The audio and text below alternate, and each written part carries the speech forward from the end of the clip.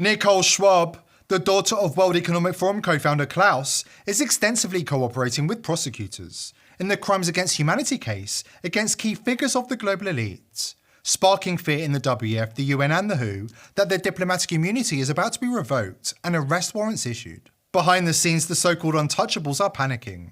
Investigations, once thought impossible, are in full swing. Prosecutors are circling. The illusion of immunity is cracking. And whispers inside the International Criminal Court say we're on the brink of Nuremberg 2.0. Real names, real trials, real consequences. The globalist elites have made the last 5 years hell for humanity, but we've held strong, maintained our dignity, and exposed their deceptions one after another. Our abusers have been backed into a corner, and now they're being forced to admit the crimes they've committed.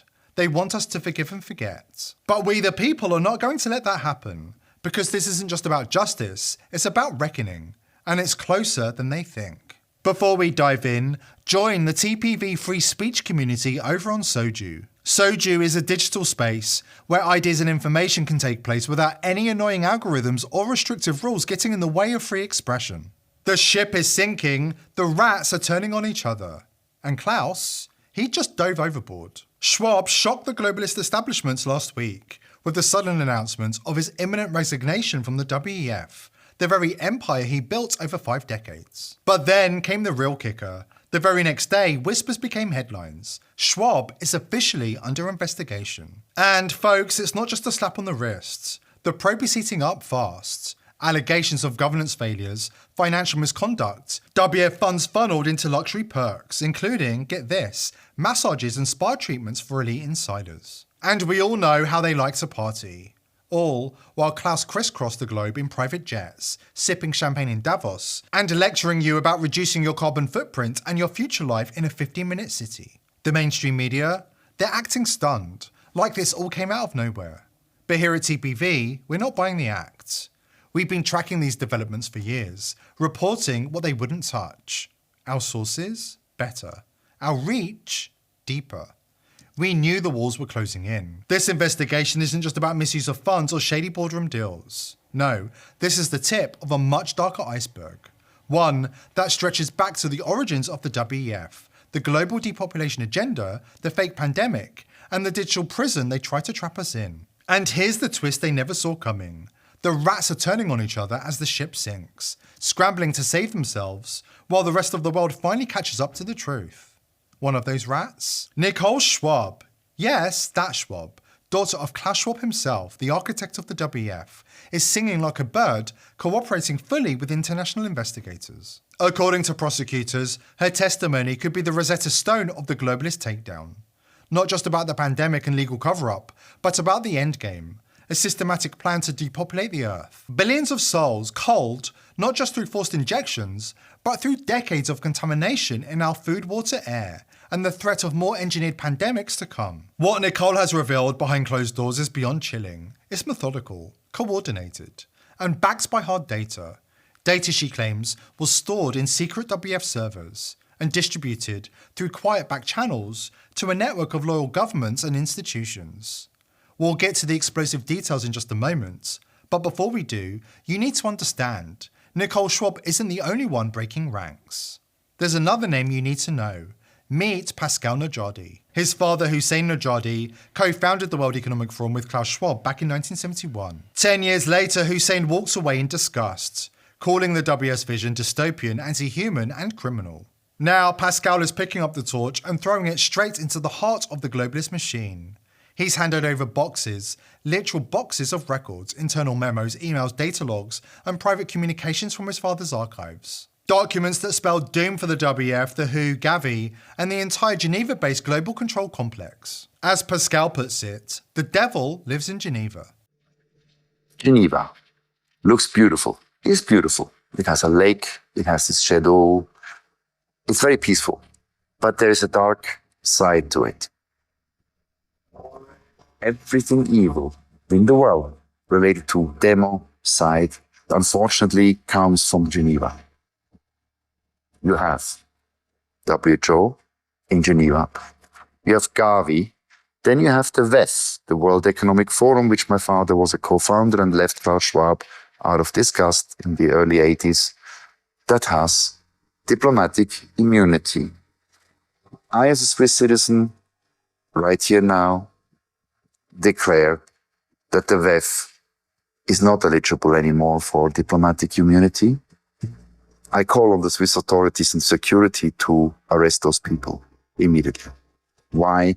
The WEF, WHO, Gavi, Big Pharma, Big Tech, Bill Gates, all advocated a global humanity injection by a bioweapon, injecting nanolipids into 5.7 billion people. And we Swiss are hosting them? That's terrible. We cannot tolerate any entity that promotes poison to be injected into humanity. But you have done it. I'm the victim, I'm dying from it. And my mother too. It's a demo side, and you'll be judged. It will be corrected in the name of humanity. And if you think he's bluffing, think again. It was Pascal Najadi who led the legal assault that brought down Swiss Prime Minister Alain Berset, the face of Switzerland's COVID crackdown. Berset has since resigned in disgrace. His official plans? No plans except for yoga, he says. He can do all the downward dogs he wants, caged in a prison cell where he belongs. But Pascal's not done. Far from it. He's gunning for bigger fish. The UN, the WHO, the WEF. He's working to strip the diplomatic immunity, an immunity that's protected them for decades from prosecution for crimes that defy imagination. The snakehead is in Geneva. I call it a direct, clear and present danger to the Swiss population, but I can tell you it is being cut off.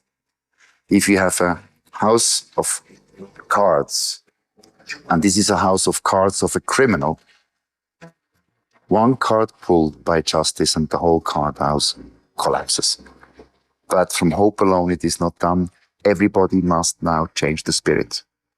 And all the vaccinated, the injected, knowing that they are poisoned. We are the masses. We are billions of people. Let's just stand up and say, stop. We will not comply. And in French, ni oubli, ni pardon.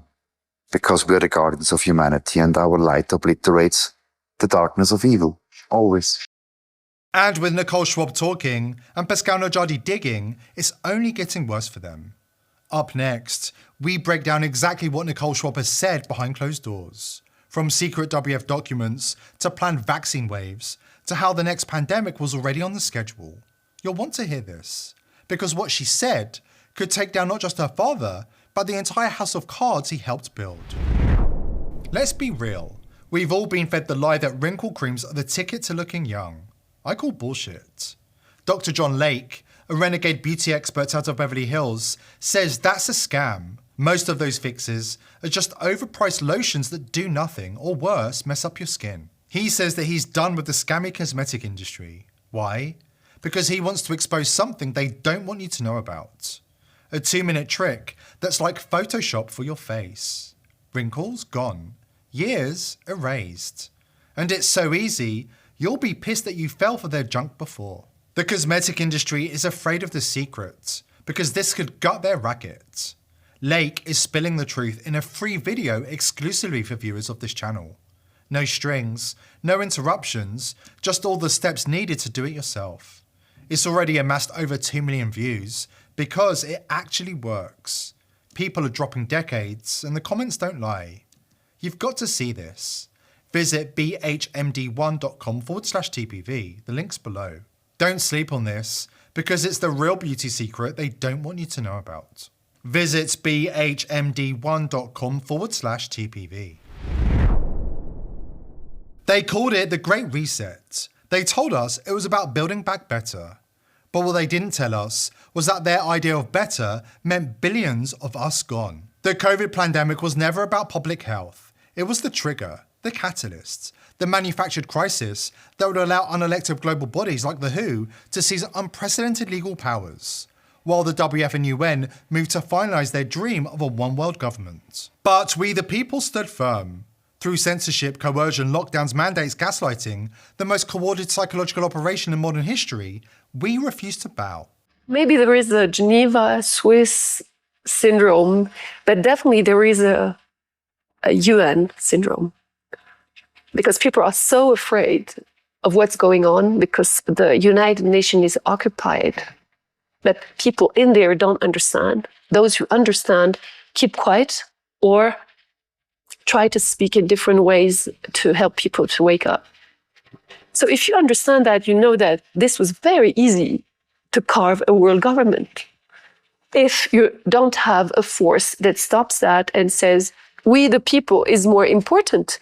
And that's what we're doing now. We're trying to build a we the people movement that is very global, something completely different.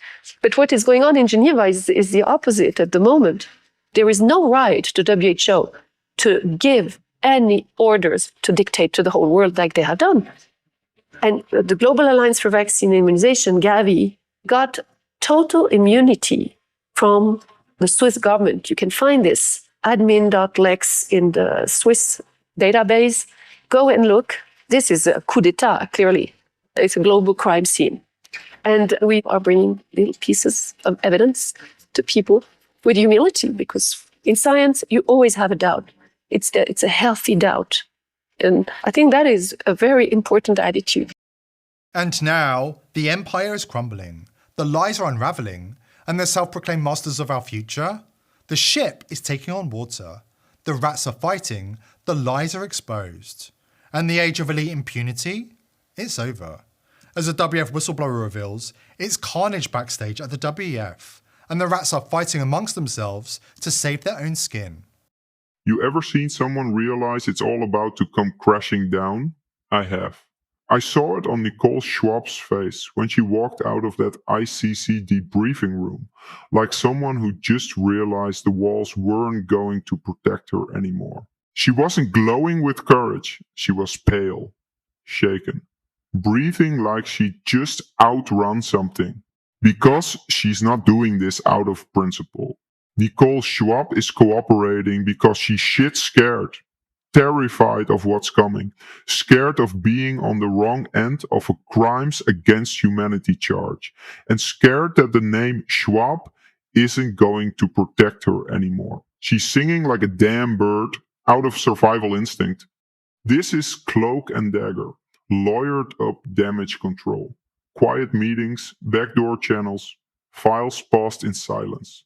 She's giving prosecutors everything she can. Names, dates, internal comms, because she knows she's standing on a crumbling ledge. And the only way out is to push others into the fire first. You want an example? Here's one that dropped jaws in the room. She described the World Economic Forum off-record gathering in late 2019. Davos again, of course. Klaus was there, along with reps from WHO, Gavi, a couple biotech CEOs. Topic on the table? Not pandemic preparedness like the press kits claimed. The real agenda was population control, what they chillingly called population optimization. Nicole remembered someone saying, half joking, that if they played their cards right, people would beg for the shot that would thin their own herd. And people in the room were laughing, her father among them. She says that's the moment she felt sick, but she didn't say a word back then. Not until now. Because now the walls are closing in, and her name, Schwab, is radioactive. She's handing over documents, digital records, memos. She's walking prosecutors through the mechanics of the biggest psyop in human history.